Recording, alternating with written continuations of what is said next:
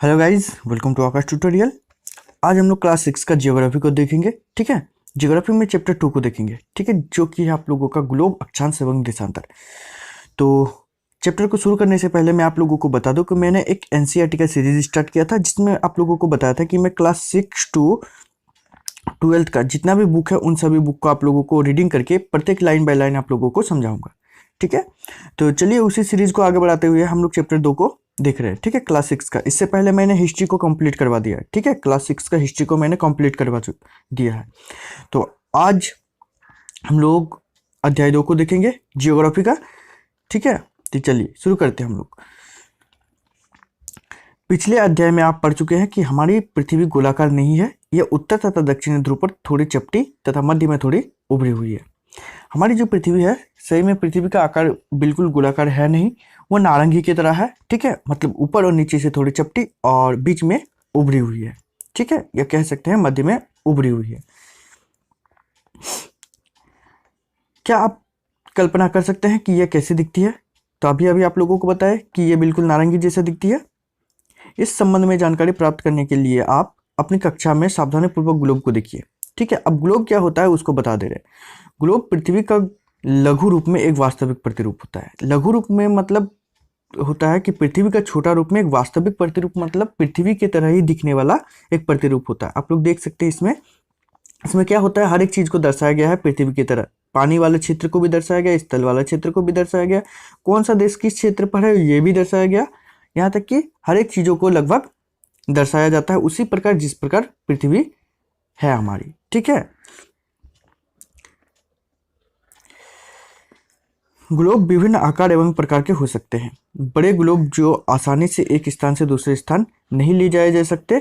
Pocket में रखने योग्य छोटे ग्लोब, गुब्बारे जैसे ग्लोब जिसमें हवा भरी जा सकती है एवं आसानी से एक स्थान से दूसरे स्थान ले जाया जा सकता है। वैसे कहा जा रहा है कि ग्लोब जो होता है, ग्लोब बहुत आकार का हो सकता है, कुछ छोटा भी हो सकता है, कुछ बड़ा भी हो सकता है। ठीक है, बड़े ग्लोब को हम लोग अपने साथ तो लेके नहीं जा सकते हैं और इसी के कारण छोटे ग्लोब होते हैं, या तो फिर गुब्बारे जैसा ग्लोब भी होते हैं जिसको हम लोग आसानी से अपने पॉकेट में भरकर एक स्थान से दूसरे स्थान ले जा सकते हैं। ठीक है, ग्लोब स्थिर नहीं होते हैं, इसे उसी प्रकार घुमाया जा सकता है जैसे कुम्हार का पहिया या लट्टू घूमता है। ग्लोब पर देशों, महादेशों तथा महासागरों को उनके सही आकार में दिखाया जाता है। ठीक है, ग्लोब को उसी प्रकार ग्लोब में जो भी चित्र रहता है, ठीक है, वो यदि देश हो या तो फिर महादेश हो, ठीक है, या फिर कोई महासागर है, उन सभी को उसी स्थान पर दर्शाया जाता है जिस स्थान पर वो रहता है। ठीक है, चलिए आगे बढ़ते हैं हम लोग। पृथ्वी के समान किसी गोले पर किसी बिंदु की स्थिति का वर्णन करना कठिन है। अब प्रश्न ये उठता है कि इस पर किसी स्थान की स्थिति कैसे बताया जाता है। देखिए, पृथ्वी के समान जो है किसी गोले पर किसी बिंदु की स्थिति वर्णन करना कठिन होता है। मतलब पृथ्वी का जो स्थिति है, मान लेते हैं कि भारत है। ठीक है, अब भारत कहाँ पर है इसको दर्शाने के लिए ग्लोब में हमें बहुत कठिनाई होती है, लेकिन इंटरेस्टिंग बात यह है कि उसको किस प्रकार ये स्थिति बताया होगा कि एशिया में भारत है, ठीक है, और जापान है वगैरह, ये सब जो है किस प्रकार है ये आप लोगों को जानना है कि किस प्रकार ऐसा किया गया। तो चलिए उसके लिए हम लोग देखेंगे कि इसके लिए हमें कुछ बिंदुओं एवं रेखाओं के संदर्भ की आवश्यकता होती है। ठीक है, कुछ रेखा और बिंदु की आवश्यकता होती है। अब वो क्या होता है उसके बारे में हम लोग पढ़ेंगे। ठीक है, इस चैप्टर को पूरा देखिएगा आप लोग, क्योंकि इसमें बहुत ज़्यादा मतलब ऐसे टॉपिक है जो कि आप लोगों को जानना जरूरी भी है और बहुत सारा चीज़ आप लोगों को सीखने को मिलेगा इस चैप्टर में। ठीक है, आप देखेंगे कि एक सुई ग्लोब में झुकी हुई अवस्था में स्थित होती है जिसे अक्ष कहा जाता है। ग्लोब पर हुए दो बिंदु जिनसे होकर सुई गुजरती है उत्तर तथा दक्षिणी ध्रुव कहते हैं। चलिए ग्लोब में इसको दिखाते हैं। आप देख सकते हैं ये आपको सुई जैसा जो आकृति दिखाई दे रही है, ये और ये वाला जो क्या करता है कि इस ग्लोब को पकड़े रखता है। ठीक है, वास्तव में ऐसा हमारे पृथ्वी के साथ नहीं होता है। ठीक है, पृथ्वी में कोई सुई प्रकार नहीं होता है, और जो सुई इसको पकड़ा, देख सकते हैं आप, इस जगह को और इस जगह को पकड़ के रखा है। तो ये ऊपर वाला भाग जो होता है यह होता है आपका उत्तरी ध्रुव। ठीक है, उत्तरी ध्रुव होता है, और जो नीचे वाला होता है ये होता है आपका निचला ध्रुव। ठीक है, ये होता है आपका निचला ध्रुव, सॉरी निचला ध्रुव बोल रहे, ये होता है आपका दक्षिणी ध्रुव। ठीक है, ये दक्षिणी ध्रुव होता है आपका, गलती से निचला ध्रुव निकल गया, कोई दिक्कत नहीं है, वैसे ये दक्षिणी ध्रुव होता है। ठीक है, आगे बढ़ते हैं हम लोग।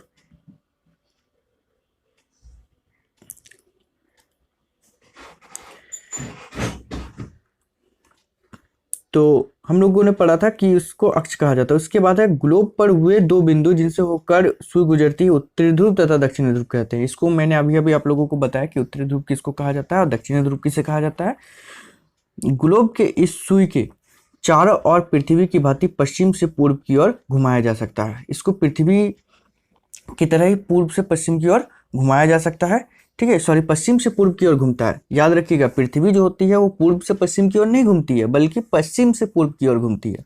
ठीक है, लेकिन याद रखें कि इन दोनों में एक अंतर है। पृथ्वी पर वास्तव में ऐसी कोई सुई नहीं होती, जो कि मैंने कुछ देर पहले बताया। यह अपने अक्ष पर चारों ओर घूमती है, जो एक काल्पनिक रेखा है। ठीक है, मतलब ग्लोब में जो आप लोग सुई देखे दो, इस प्रकार जो ग्लोब को पकड़ के रखा था, ये जो सुई था आप लोगों का, ये काल्पनिक है। ठीक है, ऐसा वास्तव में पृथ्वी पर नहीं होता है। एक अन्य काल्पनिक रेखा भी ग्लोब को दो बराबर भागों में बांटती है। ठीक है, ऐसे तो बहुत सारे रेखा है, लेकिन और भी एक रेखा है जो क्या करती है, ग्लोब को दो बराबर भागों में बांटती है। और वो कौन सा है, इसके बारे में अभी हम लोग चर्चा करेंगे। और इसको कहा जाता है विषुवत कहा जाता है। ठीक है, विषुवत। चलिए आपको इस ग्लोब में दिखा दे रहा हूँ कि आप देख सकते हैं कि ये जो रेखा है ये क्या कर रही है कि पृथ्वी को दो बराबर भाग में बांट रही है, एक ऊपर वाला भाग और एक नीचे वाला भाग। ठीक है, दो बराबर भागों में बांट रही है।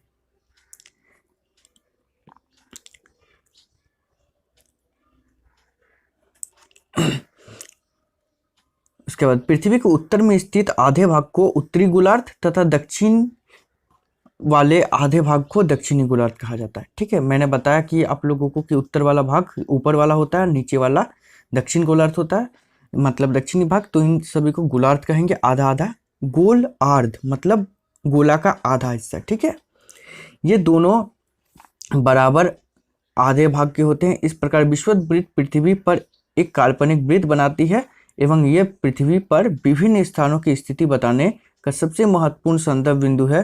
विषुवत वृत्त से ध्रुव तक स्थित सभी समानांतर वृत्तों को अक्षांश कहा जाता है। ठीक है, यह अक्षांश रेखा कहा जाता है। जो इस प्रकार जो रेखा है, ठीक है, जो हमेशा इसके विषुवत वृत्त के समानांतर खींचा गया है, ठीक है, तो उसको कहेंगे हम लोग अक्षांश रेखा या समानांतर रेखा। ठीक है, अक्षांश को अंश से मापा जाता है। अक्षांश जो है, अक्षांश को अंश से मापा जाता है। ठीक है, विषुवत वृत्त शून्य अंश अक्षांश को दर्शाती है। चूंकि विषुवत वृत्त के दोनों तरफ ध्रुवों के बीच की दूरी पृथ्वी के चारों ओर के वृत्त का 1/4, अतः इसका माप होगा 360 डिग्री। आपको पता है कि आप लोगों ने पढ़ा है कि एक वृत्त जो होता है, इसमें पूरा कोण जो होता है वो 360 डिग्री का होता है। ठीक है, और ये 4 हिस्सों में बटा हुआ है। ठीक है, मतलब 1 2 3 4। तो यदि इसको 4 से भागा दे दिया जाए तो प्रत्येक कोण कितना डिग्री करके होगा, तो 90 डिग्री करके होगा। ठीक है, और यही चीज बताया जा रहा है कि इस प्रकार 90 अंश उत्तरी अक्षांश उत्तर ध्रुव को दर्शाती है तथा 90 अक्षांश दक्षिणी अंश के दक्षिण ध्रुव को दर्शाती है।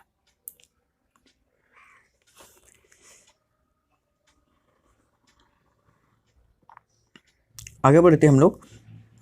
इस प्रकार विषुवत वृत्त के उत्तर की सभी समानांतर रेखा को उत्तरी अक्षांश कहा जाता है तथा विषुवत वृत्त के दक्षिण स्थित सभी समानांतर रेखा को दक्षिणी अक्षांश कहा जाता है। ठीक है, उत्तर ध्रुव पर जितने भी अक्षांश है, ठीक है, तो उन सभी को उत्तरी अक्षांश कहा जाता है, और दक्षिण ध्रुव पर जितने भी अक्षांश है उनको दक्षिणी अक्षांश कहा जाता है।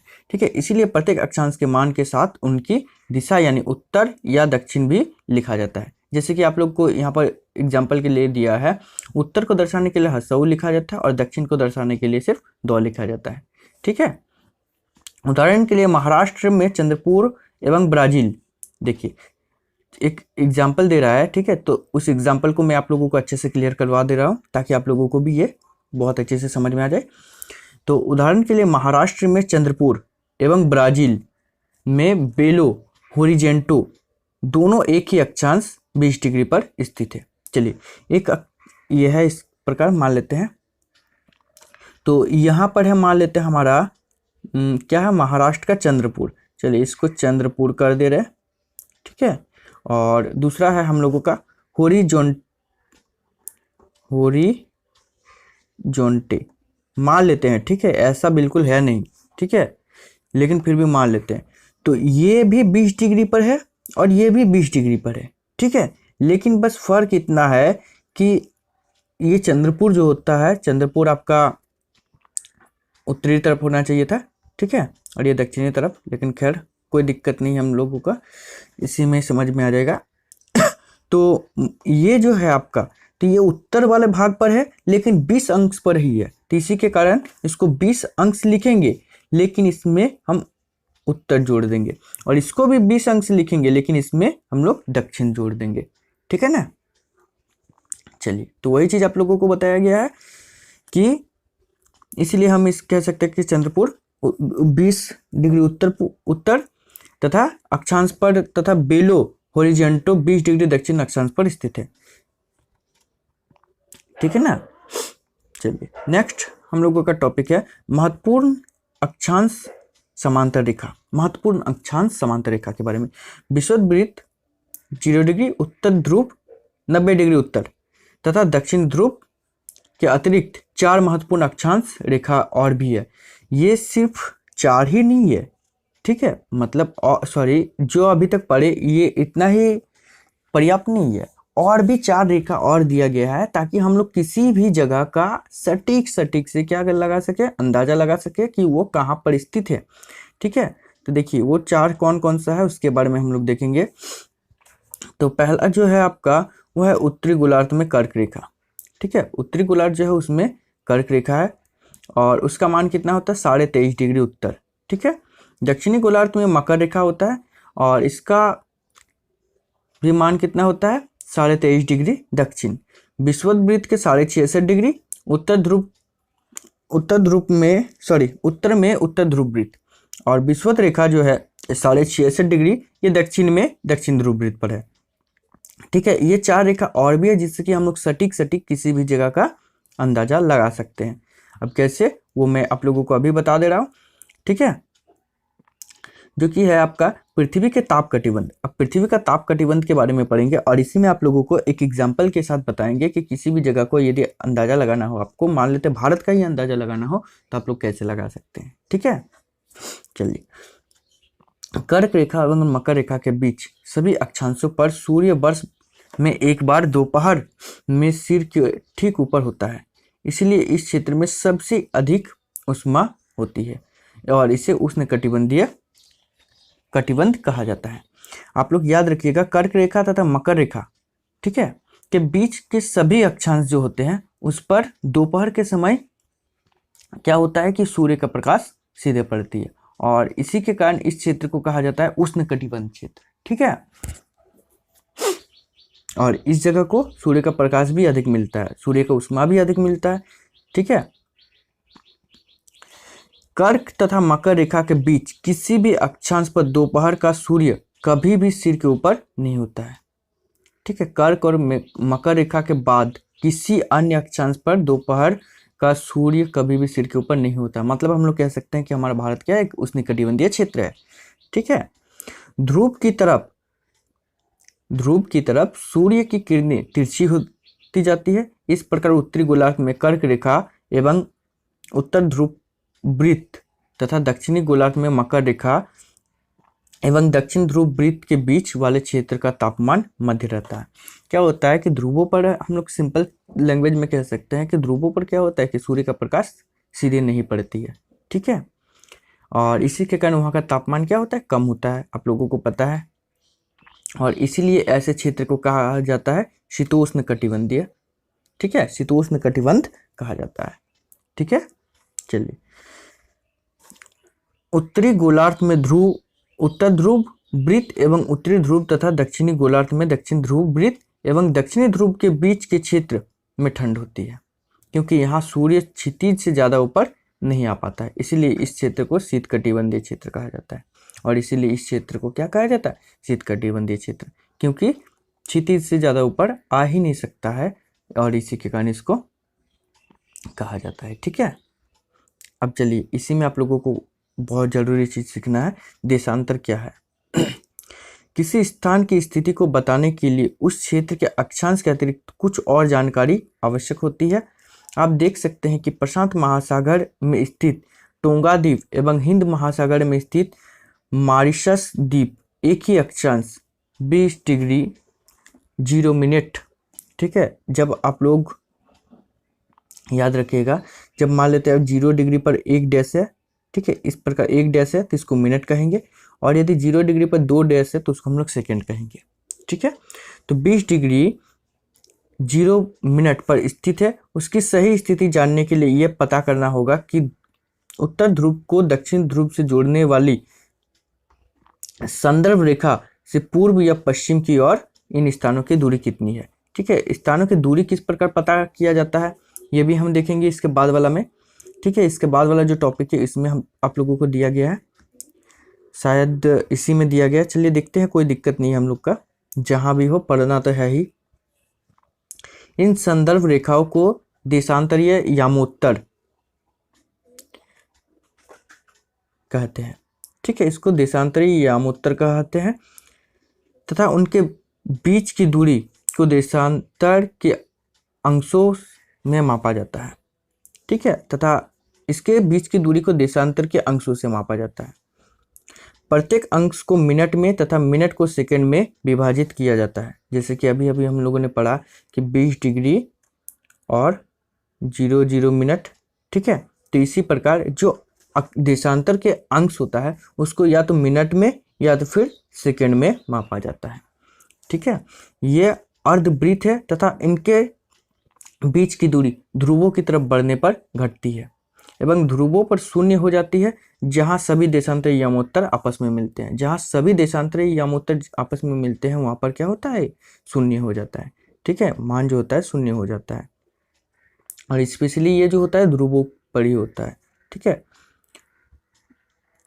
अक्षांश रेखाओं से भिन्न सभी देशांतरी यामोत्तर की लंबाई समान होती है, इसीलिए इन्हें सिर्फ मुख्य संख्याओं में व्यक्त करना कठिन था तथा सभी देशों में निश्चय किया गया कि ग्रीनिच, ठीक है, ग्रीनिच जहां ब्रिटिश राजकीय वेधशाला स्थित है, से गुजरने वाले यामोत्तर से पूर्व और पश्चिम की ओर गिनती शुरू की जाए। इस यामोत्तर को प्रमुख यामोत्तर कहा गया। तो यदि आप लोगों से यह पूछा जाए कि प्रमुख यामोत्तर किसको कहा गया, तो ग्रीनिच को। और ग्रीनिच कहाँ पर है, तो ब्रिटेन में है। ठीक है, ब्रिटिश राज के वेधशाला में स्थित है, मतलब कहने का अर्थ यह है कि यह ब्रिटेन में स्थित है। ठीक है, और इसका मान 0 डिग्री देशांतर है तथा यहाँ से हम 180 पूर्व या 180 पश्चिम तक गणना करते हैं। ठीक है, तो वहाँ पर ग्रीनिच का मान कितना रखा गया, तो वो 0 डिग्री देशांतर रखा गया, इसको याद रखना है। प्रमुख यामोत्तर तथा 180 यामोत्तर मिलकर पृथ्वी को दो समान भागों पूर्वी गोलार्ध एवं पश्चिमी गोलार्ध में विभाजित किया गया है।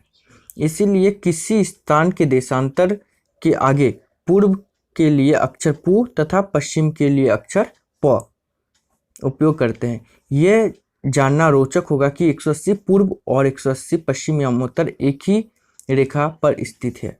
अब ग्लोब पर अक्षांश रेखा एवं देशांतरी यामोत्तर के द्वारा बनी ग्रिड को देखें। ठीक है, चलिए इसके ग्रिड को देख लेते हैं। आप लोग देख सकते हैं ये वाला। ठीक है, देख सकते हैं आप लोग, जो पूरब की ओर स्थित है इसको पूर्व से दर्शाया गया, और जो पश्चिम की ओर है इसको पश्चिम से दर्शाया गया, और बीच में जो है ये हमारा प्रमुख यामोत्तर दिया गया जो कि 0 डिग्री पर है। ठीक है,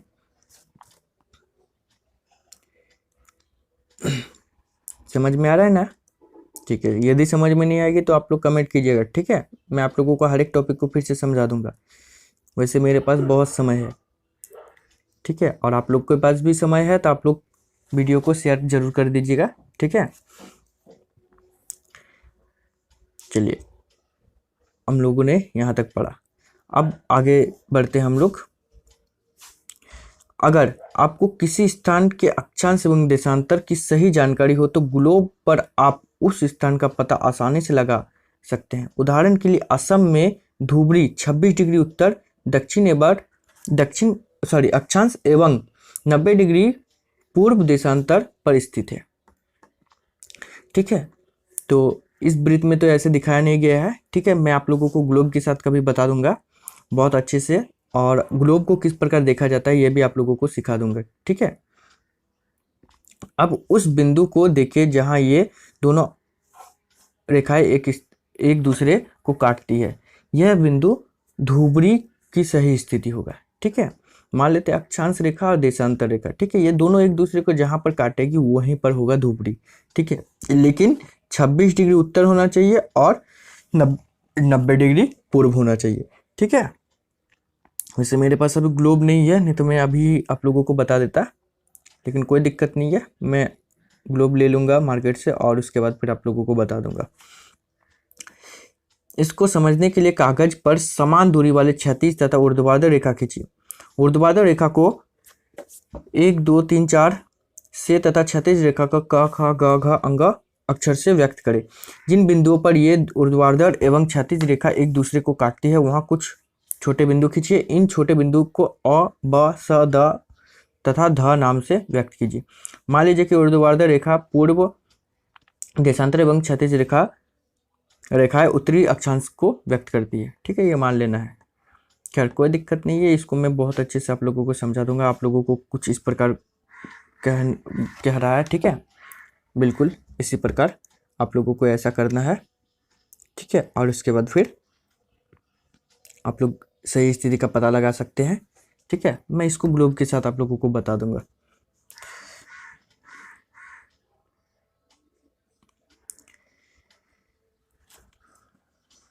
देखिए यहाँ पर आप लोगों को करके दिखाया जिस प्रकार आप लोगों को सीधे रेखा खींचने के बाद आप लोगों को बोल रहा था, और जगह का अ ब द स ध ये सब नाम से आप लोगों को दर्शाने के लिए बोल रहा था कि जहाँ पर कटेगा वहाँ पर कुछ इस प्रकार होना चाहिए। ठीक है, चलिए आगे बढ़ते हैं। देशांतर और समय। समय को मापने का सबसे अच्छा साधन पृथ्वी, चंद्रमा एवं ग्रह की गति है। सूर्योदय एवं सूर्यास्त प्रतिदिन होता है, अतः स्वाभाविक है कि पूरे विश्व में समय निर्धारित का सबसे अच्छा साधन है। आपको पता है कि सूरज प्रत्येक दिन डूबता है और प्रत्येक दिन उठता है, मतलब सूर्योदय होता है और सूर्यास्त होता है।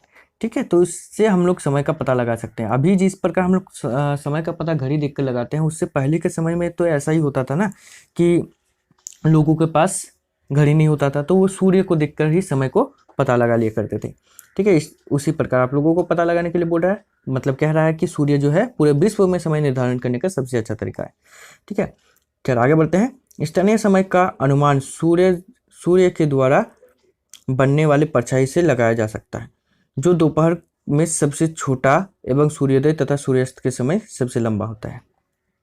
ठीक है, ग्रीनिच पर स्थित प्रमुख यामोत्तर पर सूर्य जिस समय अक्षांश में सबसे ऊंचे बिंदु पर होगा उस समय यामोत्तर पर स्थित सभी स्थानों पर दोपहर होगी। ठीक है, जब 0 डिग्री पर कह सकते हैं कि सूर्य होगा, उस टाइम क्या होगा कि हर एक जगह पर क्या होगा, सुबह होगी। ठीक है, सॉरी दोपहर होगी। क्योंकि पृथ्वी पश्चिम से पूर्व की ओर चक्कर लगाता है, अतः वे स्थान जो ग्रीनिच के पूर्व में है उनका समय ग्रीनिच समय से आगे होगा, जो पश्चिम में है उनका समय पीछे होगा। समय के अंतर में दर की गणना निम्नलिखित विधि से की जा सकती है। जैसे कि आप लोगों को पता है कि हमारा भारत जो है वो ब्रिटेन से पूर्व की ओर है। ठीक है, यदि पूर्व की ओर है तो समय हमेशा पहले होगा। ठीक है, चलिए इसको थोड़ा सा बता दे रहा हूँ कि मान लेते हैं कि यहाँ पर है आपका ग्रीनिच। ठीक है, ये भाग है आपका पूर्व की भाग और ये भाग है आपका पश्चिम की भाग। ठीक है, ये भाग है आपका पश्चिम का भाग। तो ग्रीनिच से जो पूर्व की ओर है वो वहाँ का समय जो होगा वो आगे होगा। ठीक है, और ग्रीनिच से जो पश्चिम की ओर होगा वहाँ का समय जो होगा वो पीछे होगा।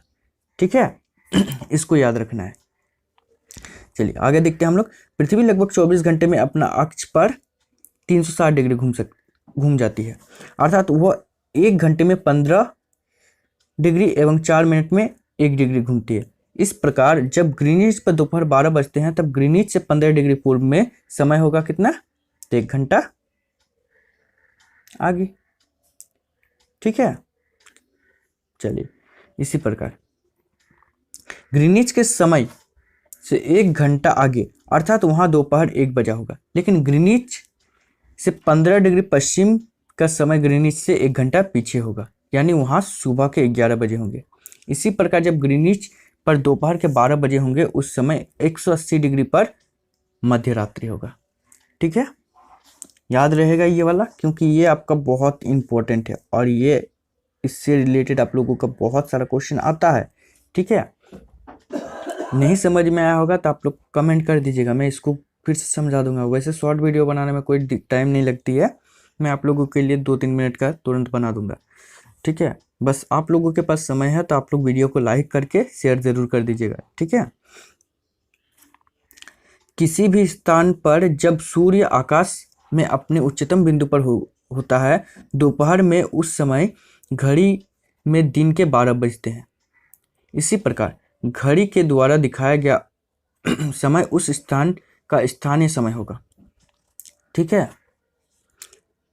आप देख सकते हैं कि दिए गए अक्षांश यमोत्तर पर सभी स्थानों का स्थानीय सही मान है, स्थानीय समय समान, स्थानीय मान सबका समान होता है। ठीक है, अब मान लेते हैं भारत में यदि 12 बज रहा है तो ब्रिटेन में भी 12 बजता है, लेकिन बस समय आगे पीछे होने के कारण वहाँ पर 5.5 घंटा मतलब 5 घंटा 30 मिनट जो होगा वहाँ पर पीछे चलेगा। ठीक है, मतलब हम लोग कह सकते हैं कि यदि हमारे यहाँ पर यदि शाम को 5:30 बज रहा है तो ब्रिटेन में दोपहर का 1 बज रहा होगा। ठीक है, बस यही अंतर है। हम मानक समय क्यों मानते हैं, हम मानक समय क्यों मान लेते हैं, सही बात है कि हम मानक समय क्यों मानते हैं, चलिए देख लेते हैं। अलग अलग यामोत्तर पर स्थित स्थानों के स्थानीय समय में अंतर होगा। उदाहरण के लिए बहुत से देशों से होकर गुजरने वाली रेलगाड़ियों के लिए समय सारणी तैयार करना कठिन होगा। भारत में गुजरात के द्वारका तथा असम के डिब्रूगढ़ के स्थानीय समय में लगभग 1 घंटा 45 मिनट का अंतर होता है। ठीक है, भारत में भी समय का अंतर है। ठीक है, जैसे कि गुजरात के द्वारका और यदि डिब्रूगढ़ का बात किया जाए तो 1 घंटा 45 मिनट का समय अंतर है। इसलिए यह आवश्यक है कि देश के मध्य भाग से होकर गुजरने वाले किसी यामोत्तर के स्थानीय समय को देश का मानक समय माना जाए। इस यामोत्तर रेखा में स्थानीय समय को पूरे देश का मानक समय माना जाता है। ठीक है, अब देश में ही जब एक जगह से दूसरे जगह जाइएगा तो 1 घंटा 45 मिनट का अंतर होता है, तो इसी के कारण है कि मानक समय तो होना चाहिए ना, कि अब हम लोग किस समय को मानते हैं। अब मान लेते हैं कि हम डिब्रूगढ़ का समय को मानते हैं तो द्वारका में पीछे हो जाएगा, और द्वारका वाला मानते हैं तो डिब्रूगढ़ में आगे हो जाएगा। ठीक, यही दिक्कत होता है। ठीक है, और इसी के कारण क्या किया जाता है कि एक मानक समय मान लिया जाता है। ठीक है, और हमारे भारत का मानक समय माना गया है जो कि है आप लोगों का 82 डिग्री पूर्व। ठीक है, या कह सकते हैं 82 डिग्री 30 मिनट पूर्व को भारत का यामोत्तर माना गया, मानक यामोत्तर। ठीक है, याद रखना है। इस यामोत्तर के स्थानीय समय को पूरे देश का मानक समय माना जाता है। इसे भारतीय मानक समय के नाम से जाना जाता है, और इसको भारतीय मानक समय के रूप में या नाम से जाना जाता है। ठीक है, कबीर भोपाल के निकट एक छोटा सा नगर में रहता है। वो अपने मित्र आलोक से कहता है कि वे लोग आज रात्रि में नहीं सो पाएंगे। भारत एवं इंग्लैंड के बीच एक क्रिकेट मैच लंदन में 2 बजे अपराह्न में शुरू होगा, अर्थात भारत के समय अनुसार मैच शाम के 7:30 बजे से शुरू होगा तथा देर रात्रि में समाप्त होगा। ठीक है, तथा देर रात्रि में समाप्त होगा। तो यही है कि भारत में ग्रीनिच के पूर्व 82.5 डिग्री मतलब 82 डिग्री 30 मिनट पूर्व में स्थित है, तथा यहाँ का समय ग्रीनिच समय से 5 घंटा 30 मिनट आगे है। इसीलिए जब लंदन में दोपहर के 2 बजे होंगे तब भारत के शाम 7:30 बजे होंगे। ठीक है,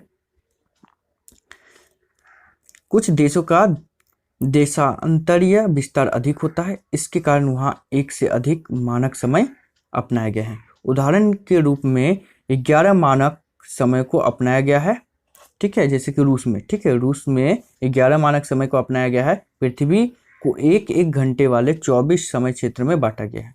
इस प्रकार प्रत्येक समय क्षेत्र 15 डिग्री देशांतर तक के क्षेत्र को घेरती है, ठीक है। तो यहाँ तक थी आप लोगों का चैप्टर 2 जियोग्राफी का। जो चैप्टर 2 था, तो मैंने जियोग्राफी का चैप्टर 2 को भी कंप्लीट कर दिया, ठीक है। हिस्ट्री के लिए मैंने आप लोगों के लिए हिस्ट्री क्लास 6 का एक प्लेलिस्ट बना दिया है, वहाँ से आप लोग हिस्ट्री का आप लोगों को सारा का सारा मिल जाएगा, और उस प्लेलिस्ट का लिंक मैं आप लोगों को इस वीडियो के डिस्क्रिप्शन में दे दूंगा। साथ ही साथ जो बचा आपका सिविक्स को भी मैं लगभग 3 दिन के अंदर ख़त्म कर दूंगा क्लास 6 का। मतलब आपको मैंने जो कहा है कि क्लास 6 to 12th का आप लोगों को पूरा का पूरा NCERT वीडियो मैं आप लोगों को प्रोवाइड करवा दूंगा, तो वो मैं करवा दूंगा, ठीक है। 6 से लेकर 12 तक करवाने में हमको हो सकता है कि पूरा 1 महीने का समय लगे, या हो सकता है कि उससे थोड़ा ज़्यादा मान के चलते 2 महीना, तो कोई दिक्कत नहीं, लगने दीजिए टाइम, कोई दिक्कत नहीं, हम लोग 2 महीने में भी कंप्लीट कर लेंगे, ठीक है। दिक्कत वाली कोई बात नहीं है, और जब मैंने आप लोगों को कहा है कि मैं आप लोगों को कंप्लीट करवा दूंगा तो कंप्लीट करवा दूंगा, ठीक है।